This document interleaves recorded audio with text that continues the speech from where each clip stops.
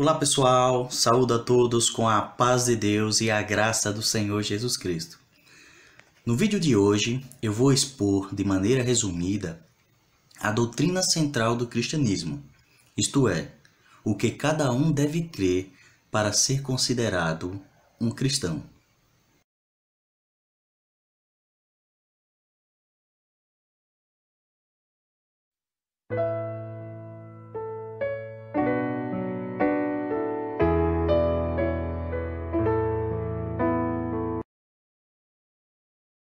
O homem, em todas as culturas e em todas as épocas, sempre buscou formas de ficar de boa com a divindade.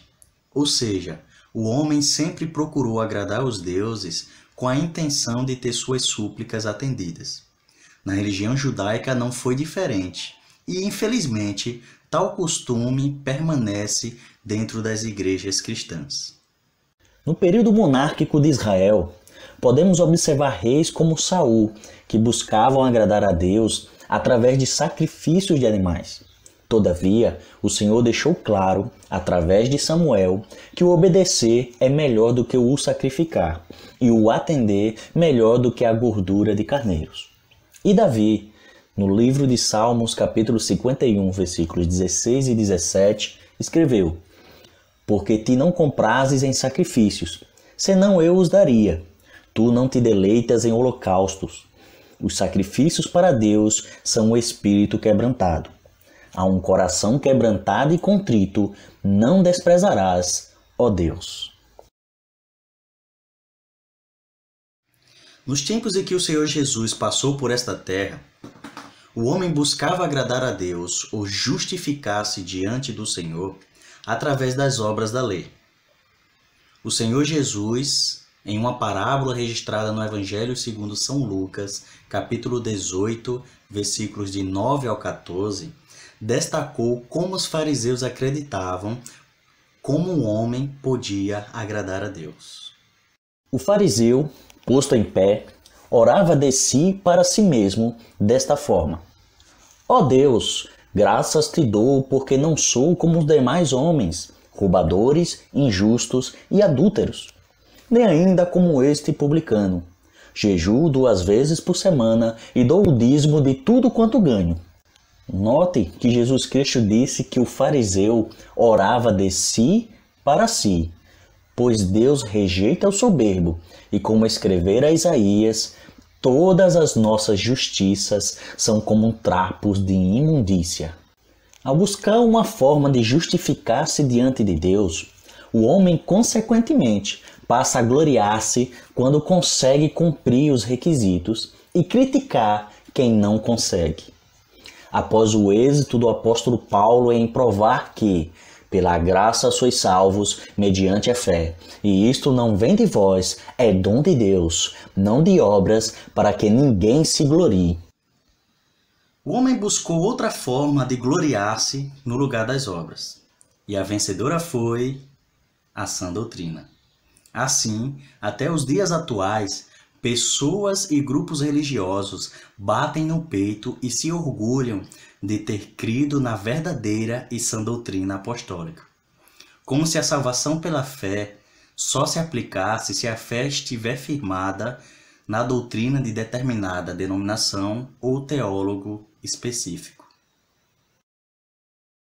Para que sejamos iluminados pelo Espírito Santo e eliminemos de nossas mentes e corações essa ideia nefasta de que um indivíduo ou um único grupo religioso possui a fé verdadeira, irei expor, de forma resumida, os ensinos apostólicos registrados no livro de Atos dos Apóstolos e, posteriormente, farei uma exposição mais completa no meu curso gratuito Fundamentos do Cristianismo.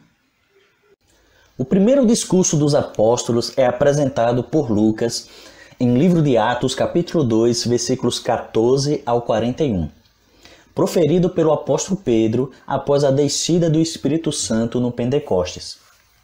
Pedro inicia seu discurso mostrando que o fato dos discípulos estarem falando em outros idiomas que eles não conheciam era cumprimento de profecias a respeito dos últimos dias ou do fim dos tempos.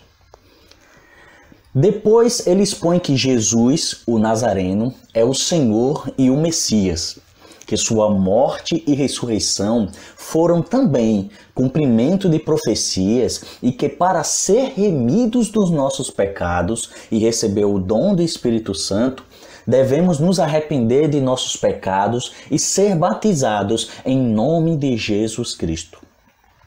Em seu segundo discurso, registrado no livro de Atos, capítulo 3, versículos de 11 ao 26, o apóstolo Pedro destaca que o Senhor Jesus, o servo de Deus, é o santo e o justo. Podemos concluir que ele é o único que verdadeiramente é santo e justo. Como também, em contraste com Barrabás, ele chama o Senhor Jesus de o autor da vida. Isto é, ele é quem deu origem à vida. Pedro explicou que não foi por suas qualidades próprias, mas pela fé em o nome de Jesus que o paralítico foi curado. Novamente, ele afirmou que a morte e ressurreição de Cristo foi cumprimento das profecias. Ele convocou a todos a se arrependerem e se converterem de seus pecados e exortou-os a se submeterem aos ensinamentos de Cristo Jesus, aguardando sua volta. Vale ressaltar que, conforme Atos capítulo 4, versículo 12, Pedro afirmou que não há salvação em nenhum outro nome que não seja o de Jesus Cristo. Como também, segundo Atos capítulo 8, versículo 37, Filipe responde que o batismo é permitido para quem crer de todo o coração que Jesus Cristo é o Filho de Deus. Na casa de Cornélio, de acordo com Atos capítulo 10, dos versículos 23 ao 43, Pedro expõe que Cristo Jesus é o Senhor de todos, o juiz de vivos e de mortos, e todo o que nele crê recebe remissão de pecados.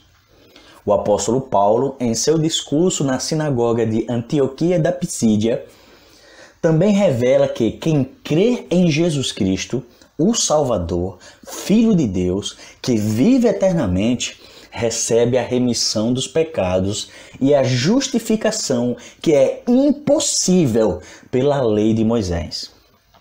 No Concílio de Jerusalém, em Atos capítulo 15, versículo 11, o apóstolo Pedro afirma: "Mas cremos que fomos salvos pela graça do Senhor Jesus."